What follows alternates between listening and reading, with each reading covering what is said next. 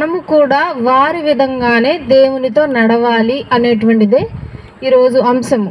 ఈరోజు రేపు కూడా ఇదే అంశాన్ని చెప్పుకుంటూ వెళ్దాం. అయితే మొదటిగా బైబిల్లో చూసినట్లయితే మొట్టమొదటి వ్యక్తి దేవునితో నడిచినటువంటి వ్యక్తిని చూద్దాం.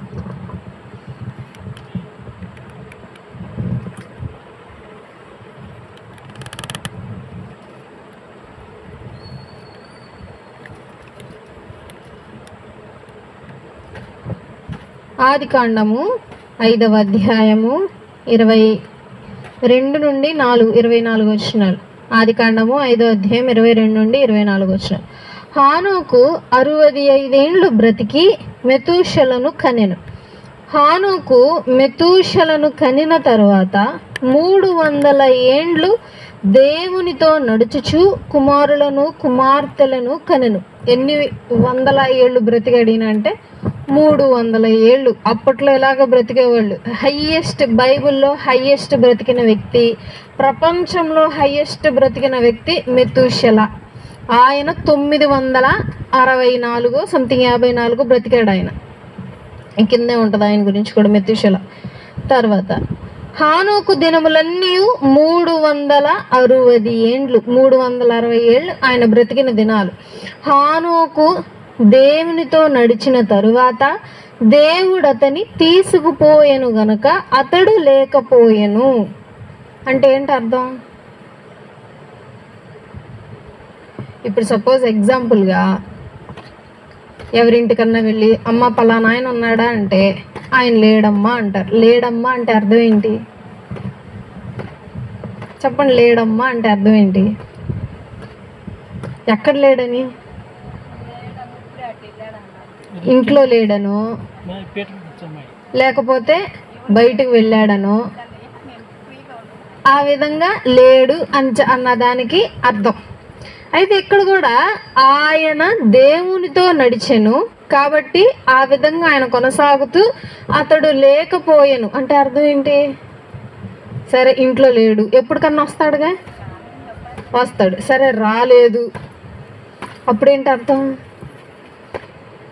ఐదరు తప్పిపోయి ఉండొచ్చు, లేకపోతే అక్కడ నుండి వెళ్ళిపోయి ఉండొచ్చు, లేకపోతే చనిపోయి ఉండొచ్చు. అయితే అతడు లేకపోయెను అనంటే ఆయన తీసుకోబడ్డాడు, చనిపోలా. ఆయన అక్కడి నుండి వెళ్ళిపోయాడు. ఇప్పటిదాకా ఆయన ఎక్కడ ఎవరికి కనిపించలా. దేవుడు తనని బ్రతికుండగానే తీసుకెళ్ళిపోయాడు. సృష్టిలో మానవుని ధర్మం ఏంటి? పుట్టిన ప్రతి ఒక్కళ్ళు చచ్చిపోవాల్సిందే. ఆఖరికి గాలి, నీరు, ఇంకా సృష్టి, పుట్టినటువంటి పురుగు, పుట్టినటువంటి మొక్క, ప్రతీది పుట్టి చనిపోవాల్సిందే. దానంతరగా అది ఎన్ని సంవత్సరాలైనా ఉండని, ఎన్ని సంవత్సరాలైనా బ్రతకని, కానీ చివరికి ఏమైపోవాలా? చచ్చిపోవాలా. అయితే ఈయన చనిపోలేదు. హానోకు గారు డైరెక్ట్గా దేవుని దగ్గరికే తీసుకోబడ్డాడు. అయితే ఆయన అంత్యదినాలలో దేవుని సువార్త చెప్పటానికి రావచ్చు అని అనుకుంటున్నారు కొంతమంది పండితులు. అయితే ఈయన దేవునితో 300 సంవత్సరాలు నడుస్తూనే ఉన్నాడు. మనకు గంట నడిస్తే ఆయాసం వచ్చింది, 2 గంటలు నడిస్తే ఎగుంట గుండె అల్లాడిపోయి నీరసం వచ్చేసి కింద పడిపోయి. కానీ ఈయన 300 ఏళ్ళు నడిచాడు దేవునితో. బోరు కొట్టి ఉండదా దేవునితో అంత నడిస్తే? దేవునితో నడవడం అంటే ఏంటి? దేవుని గురించి వినటం, దేవుని గురించి చెప్పటం, దేవుని గురించే మాట్లాడటం. ఈ బ్రతుకు దినములంతా 300 ఏళ్ళు బ్రతికున్నంత కాలము దేవుని గురించే భజన. మనకి గంట వాక్యం వింటేనే బోరు కొట్టిద్ది ఫస్ట్, అవునా? అదే 2 గంటలు వింటే నిద్ర వచ్చిద్ది, 3 గంటలు అయితే అసలు రావు ఇంకోసారి అక్కడికి. అయితే 300 ఏళ్ళు ఏ విధంగా ఏమనుకొని నడుచుంటాడు ఆయన? ఆసక్తి, భక్తి, ప్రేమ, అది దేవుడు చూశాడు. చూసి రా నీతో పనుంది అని చెప్పి తీసుకెళ్ళాడు. ఆయన గనక మరలా వచ్చాడు భూమి మీదకి దేవుని సువార్త చెప్పటానికి అని అంటే ఆయన హతసాక్షి అవుతాడు. హతసాక్షి అయ్యారు అని అంటే దేవుని బిడ్డలైనట్టే ఇండైరెక్ట్గా. హతసాక్షి అంటే ఏంటి? దేవుని కోసం చనిపోయేవారు, దేవుని కోసం చంపబడేవారిని హతసాక్షులు అంటారు. ఆయన 300 ఏళ్ళు దేవునితో నడుస్తూనే ఉన్నాడు. తర్వాత ఇంకో వ్యక్తిని చూద్దాం మనం.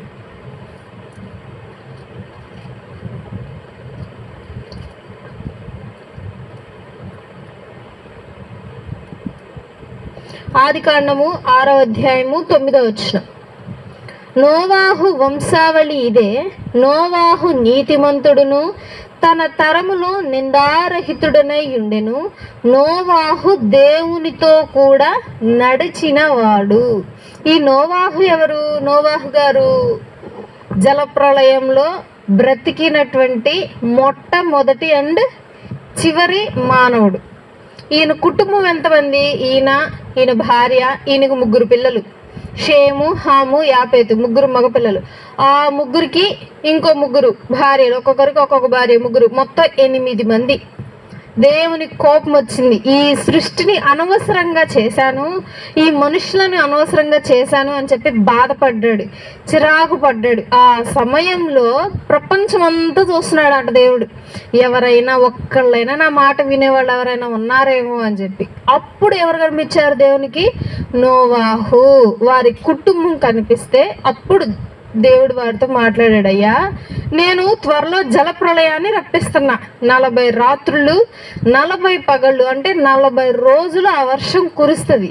అంటే భూమి మొత్తం నిండిపోయిద్ది. ఆ వర్షం మొత్తం అంటే మొత్తం కాదు, ఆకాశం మట్టుకు హైయెస్ట్. అంటే ఇక ఏ మానవుడు ఎంత గజ ఈతగాడైనా సరే బ్రతకడు. అంత వర్షాన్ని నేను కురిపించబోతున్నా, ఫస్ట్ టైం కురిపించబోతున్నా అది కూడా. కాబట్టి నువ్వు బ్రతకటానికి ఏం చేయాలి? నీకోసం నువ్వు పడవ తయారు చేసుకో, ఆ పడవలోకి నువ్వు వెళ్ళాలి. అయితే అన్యాయంగా ఈ జంతువులు చనిపోకూడదు. కాబట్టి జంతువు జతకొకటి, అంటే ఒకటి ఆడది ఒకటి మగది, ఇవే 2 మాత్రమే సృష్టిని సృష్టించగలవు. కాబట్టి వాటిని తీసుకెళ్ళి నీ పడవలోకి తీసుకెళ్ళు, కావాల్సిన ఆహారం అంతా సమకూర్చుకో. ఆ 40 రోజులు నువ్వు పడవలోనే ఉండాలి. కాబట్టి కావాల్సిన బట్టలు సర్దుకో, కావాల్సినటువంటి ఆహారం తీసుకో, జంతువులకు కావాల్సిన ఆహారం తీసుకో. కాబట్టి అన్నిటినీ, పిల్లలకు కావాల్సిన వసతులన్నీ తీసుకొని పడవలో పెట్టేసుకో. 40 రోజులు నేను వర్షాన్ని కురిపిస్తాను, ఇంకా నీకు కొద్దిగా టైం ఉందని చెప్పగానే నోవాహు గారు వెంటనే వాళ్ళ కుటుంబము, వాళ్ళ పిల్లలు అందరు కలిసి పడవను తయారు చేస్తూ ఉన్నారు. అందరూ చూసి నవ్వుతా ఉన్నారు. సముద్రం ఎక్కడో ఉంటే నువ్వు పడవ ఏందయ్యా ఎక్కడ చేస్తున్నావు? ఏమనుకుంటారు వాళ్ళని? శపలోపోళ్ళు, తెలివి తక్కువ వాళ్ళు, బుర్ర తక్కువ వాళ్ళు అని అనుకుంటాం మనం. ఏది? సముద్రం దగ్గర పడవ తయారు చేస్తారు. ఎందుకు? పడవని అంత దూరము ఎవరు మొయ్యలేరు కాబట్టి, తీసుకెళ్ళలేరు కాబట్టి సముద్రానికి దగ్గరగానే పడవను తయారు చేస్తారు. అయితే ఈయన ఎన్నో కిలోమీటర్ల దూరంలో చేస్తున్నాడు ఈయన పడవ. అందరికి ఎవరికి చెప్పినా సరే ఎవరు నమ్మట్లేదు, నవ్వుతున్నారు, విసుక్కుంటున్నారు, చీదరించుకుంటున్నారు, హేళన చేస్తున్నారు, ఎగతాళి చేస్తున్నారు. అయినా సరే పడవ మాత్రం తయారు చేశారు. చినుకు చినుకు పడటం స్టార్ట్ అయింది. ఆ చినుకు చినుకు పడటం స్టార్ట్ అయ్యి చక్కగా ఇంట్లో ఉన్న జనాలందరూ, ప్రపంచంలో ఉన్న వాళ్ళందరూ వర్షం పడుతుందో బాగా డ్యాన్స్ వేద్దామని చెప్పి చాలామంది వర్షంలో డ్యాన్స్ వేస్తూ ఉంటారు. చక్కగా ఒక 2 రోజులు ఎంజాయ్ చేశారు. రోజుకి వర్షం పెరుగుతుంది. అంటే ఇప్పుడు ఎగ్జాంపుల్గా ఇప్పుడు 2 చినుకులు పడ్డాయి అనుకోండి, చినుకు చినుకు పడుతుంది. ఆ తర్వాత రోజు చినుకు చినుకు ఫాస్ట్గా పడుతుంది. ఆ తర్వాత ఇంకొంచెం ఫాస్ట్గా పడుతుంది. అంటే రోజుకి వర్షం పెరిగి, నీటి పారుదల పెరిగి, సముద్రాలు పొంగి, నదులు పొంగి పారి ప్రపంచం అంతా నాశనం అయిపోయింది. వాటిలో కొట్టుకుపోయారు జనాలు. ఆ కొట్టుకుపోయి చనిపోయినటువంటి జనాలను తినటానికి కాకులు, పక్షులు అన్ని గుమ్ముగూడి తింటా ఉండే వాటి శరీరాలు. అందుకే మనకి క్రూడ్ ఆయిల్ దొరుకుతుంది భూమిలో. పెట్రోలు, డీజిల్ ఇవి వేటి నుండి వస్తాయి అని అంటే మనుషుల నుండే వచ్చేది. మనుషుల కళేబరాలు కుళ్ళిపోయి మాంసాలు అవి రసాయనాలుగా మారి అలా వస్తాయి. ఎక్కువగా ఎటుంటాయి అని అంటే ఇరాక్, ముస్లిమ్స్ వాళ్ళ కంట్రీస్లో ఎక్కువ ఉంటాయి ఇవన్నీ. సో వాళ్ళు ఆల్రెడీ నిర్ధారించారనమాట, ఆ జలప్రళయంలో ఎక్కువ మంది చనిపోయిన వ్యక్తులు అటువైపే ఉన్నారు అని చెప్పి. సో దేవునితో నడిచాడు కాబట్టి ఈయనకేం దక్కింది? తన ప్రాణం తనకు దక్కింది, తాను బ్రతకటానికి ఒక ఆధారం దక్కింది, తన బిడ్డలు బతికారు, తన భార్య బతికింది, తాను బతకటమే కాకుండా మనం బ్రతకటానికి కారణం అయ్యాడు. ఒకవేళ ఆయన కూడా చచ్చిపోయి ఉంటే ఇక దేవుడు చేసేవాడు కాదు మనుషుల్ని. ఎవరు వింటలేదు మాట, అసలు ఎందుకు ఇంక మనుషుల్ని చేయటం అని చెప్పి చక్కగా ఏ జంతువులు ఏ మొక్కల్లో చేసుకొని వాటికి నోర్లు ఇచ్చుకొని హ్యాపీగా వాటితో ఉండేవాడు దేవుడు.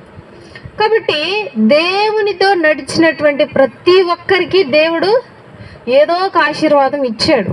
అయితే మనకు కూడా ఇస్తాడు. దేవునితో నడవాలి, దేవుని గురించి ఆలోచించాలి, దేవుని గురించి మాట్లాడాలి, దేవుని గురించి ఇతరులకు చెప్పాలి. ఇతరులకు చెప్పాలంటే ఫస్ట్ మనకు తెలియాలి అసలు దేవుడు అంటే ఏంటి, దేవుడు ఏ విధంగా మనల్ని ప్రేమిస్తున్నాడు, దేవుడు ఏ విధంగా మనల్ని కోరుకుంటున్నాడు, దేవుడు మనల్ని ఏ విధంగా మారాలనుకుంటున్నాడు. ప్రతిదీ మనం తెలుసుకొని నలుగురికి దేవునికి చెప్తూ దేవునితోనే నడవాలి. ఒకవేళ దేవుడు కిందకు వచ్చి నా మాట ఎవరైనా వింటున్నారా అని ఒక్కసారి కిందకు చూస్తే ఫస్ట్ నువ్వే కనిపించాలా. అది భక్తి అంటే, అది దేవుని ప్రేమించే విధానం అంటే. సో దేవుడు ఆ కాలంలో ఎవరైనా నా మాట వింటారేమో అని చెప్పి ఇలా తొంగి చూస్తే ఎవరు కనిపించారు? నోవాహు గారు కనిపించారు. ఆ విధంగా నువ్వు నేను ఉన్నామా? ఆ విధంగా బ్రతుకుతున్నామా? దేవుడికి ఇష్టానుసారంగా మనం ఉన్నామా? ఒకవేళ మనం దేవునికి ఇష్టానుసారంగా ఉన్నాము అని అంటే నోవాహు గారి లాగా మనం కూడా బ్రతుకుతాం. లేదు, దేవునికి ఇష్టానుసారంగా లేము, దేవునికి వ్యతిరేకంగా ఉన్నాము, దేవుడు అసలు మనం చూస్తే చీదరించేటట్లుగా మనం ఉన్నాం అనుకో, మనం కూడా ఆ జల ప్రళయంలో కొట్టుకుపోయిన వారిలాగే మనం కూడా మరణించక తప్పదు. ఇంకొక వ్యక్తిని చూద్దాం. యెషయా గ్రంథము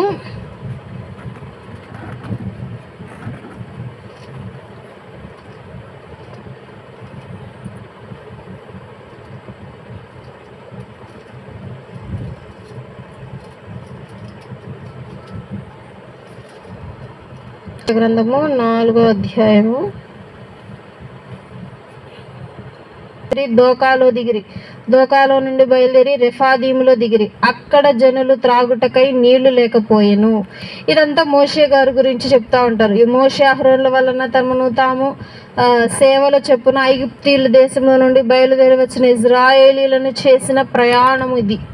సో సంఖ్యాకాండం అంతా ఇజ్రాయేలీలు ఐగుప్తు దేశం నుండి దేవుడు ఏ విధంగా తీసుకొచ్చాడు, వాళ్ళు ఏ విధంగా విసిగించారు ఆయన్ని అనేటువంటిదే ఉంటుంది. అయితే వారికి నాయకుడిగా మోషే గారిని ఎన్నుకున్నారు దేవుడు.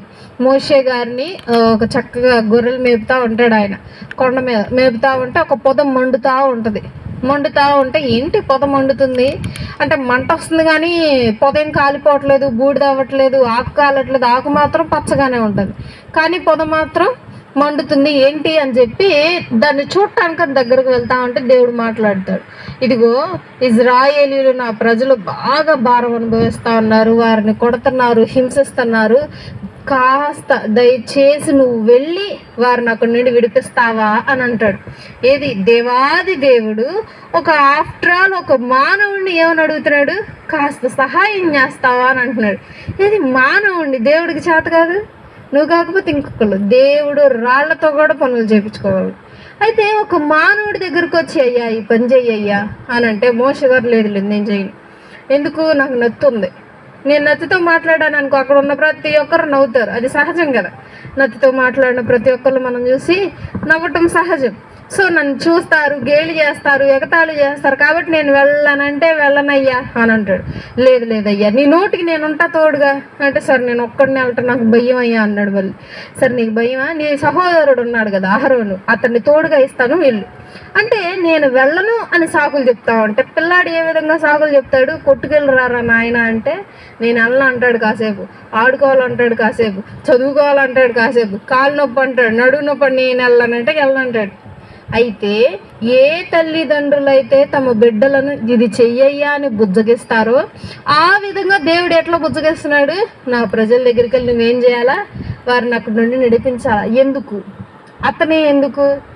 దేవుడు ఎన్నుకున్నాడు, దేవుణ్ణి ప్రేమించాడు గనక, దేవుణ్ణి నమ్ముకున్నాడు గనక, దేవుని యందు భయము భక్తి ప్రేమ కలిగి ఉన్నాడు కాబట్టి అతనికి దేవుడు ఏం చేశాడు?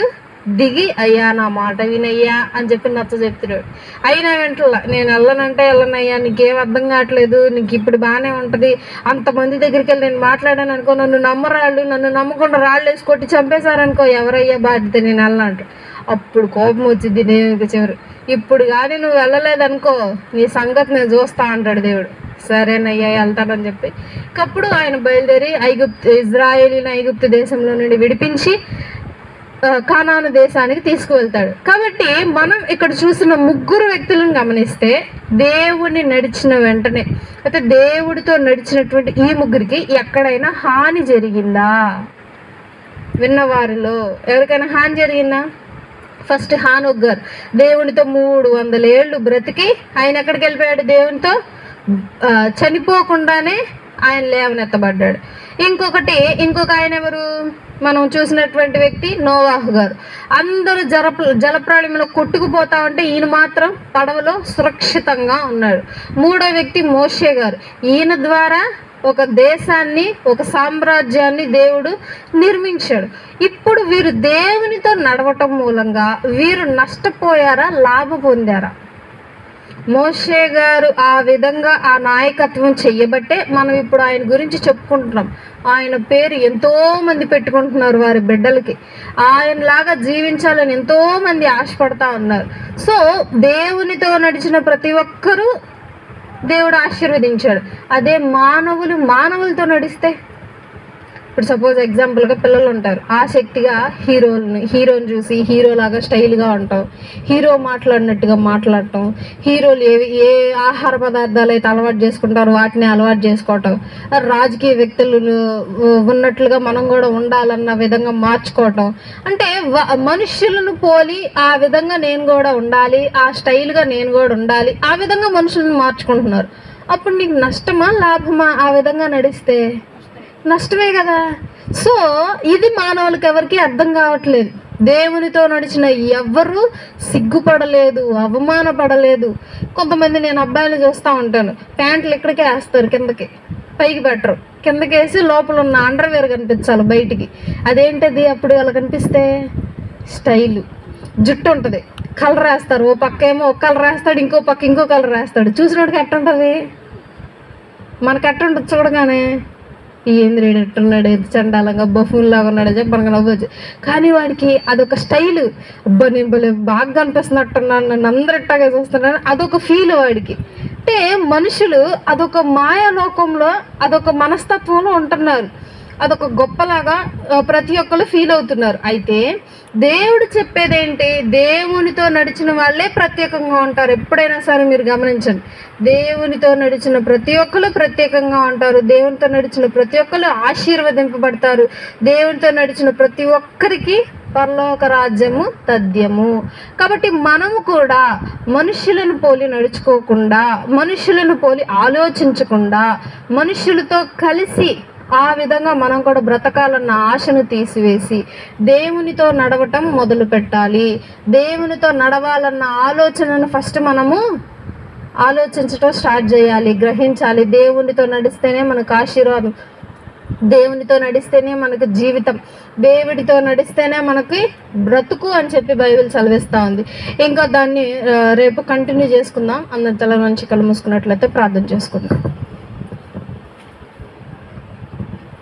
పరిశుద్ధుడు పరిశుద్ధుడు పరిశుద్ధుడు ప్రధాన దూతలతోనూ మానవ కోటి సమూహంలోతోనూ పొగడపరిచినటువంటి తండ్రి, నీకు వందనములు, స్తుతులు, స్తోత్రములు తండ్రి. ప్రభువా, నిన్నటి వరకు మిరకల కాపుదలు భద్రపరిచి మా జీవితంలో ఒక రోజును అనుగ్రహించారు. వందనములు. ఎంతో మంది రోజులకు లసించి పోషండగా మీరు మమ్మల్ని అలాగ చేయకుండా మమ్మల్ని ఇప్పటికే సజీవులకు ఉంచిన విధానం బట్టి మీకు స్తోత్రాలు. నా తండ్రి ప్రభువా, ఈరోజు జరిగినటువంటి కార్యక్రమంలో ఆది నుండి అంతవరకు అధ్యక్షత వహించారు, మీకు స్తోత్రాలు. నా తండ్రి, మేము విన్నటువంటి వాక్య భాగంలో నా తండ్రి ప్రభువా, నీతో నడిస్తే జరిగేటువంటి తండ్రి ప్రభువా అద్భుతాలు మేము ఎరిగి ఉన్నాం నాయన. అయ్యా తండ్రి, అట్టి విధంగా విన్న ప్రతి ఒక్కరి మనసులో మార్చి నా తండ్రి నీతో నడిచే కృపను ప్రతి ఒక్కరికి అనుగ్రహించండి. నా తండ్రి నీకే స్తోత్రాలు ప్రభువా. ఈరోజు జరిగినటువంటి తండ్రి ప్రభువా వాక్య పరిచర్లో మీరు తోడుగా ఉన్నారు, స్తోత్రాలు. అయ్యా, విన్నటువంటి ప్రతి ఒక్క వాక్య భాగం నా తండ్రి వారి హృదయాల్లో భద్రపరచండి. అయ్యా, వారు దినదినము వీటిని నెమరు వేసుకునే కృపను వారికి అనుగ్రహించండి. అయ్యా తండ్రి, రేపు జరగబోయేటువంటి పరిచర్లో తోడుగా ఉండి సహాయం చేయండి. ఆది నుండి అంతవరకు అధ్యక్షత వహించండి. అయా తండ్రి, రేపు జరగబోయేటువంటి తండ్రి ప్రభు ఆదివారపు ఆరాధనలో మీరు తోడుగా ఉండండి. అయా, మా రాకపోకలు తోడుగా ఉండండి. అయా తండ్రి, వాతావరణం మీ స్వాధీనంలో ఉంచుకోండి. నా తండ్రి నీకే స్తోత్రాలు ప్రభు. ఈరోజు మేము నా తండ్రి ఈ యొక్క కూడికను ముగించుకొని మా స్వగృహాలకు మేము వెళ్ళబోచుండగా రాకపోకలు మీరు తోడుగా ఉండండి. మా యొక్క సంఘస్థులు జ్ఞాపకం చేసుకోండి. సంఘస్థులు కావాల్సినటువంటి ప్రతి ఒక్క అవసరత మీ యొక్క నామంలో తీర్చిదిద్దామని యేసునామమున బట్టి అడిగి వేడుకొని ప్రార్థిస్తున్నాం తండ్రి. ఆమేన్. మన తండ్రి నేను ప్రేమయు కుమారుడైన యేసుక్రీస్తు ప్రభువారి కృపయు పరిశుద్ధాత్మ అన్యోన్య సహవాసము మనందరికీ ఎల్లప్పుడూ తోడైండి నడిపించును గాక. ఆమేన్.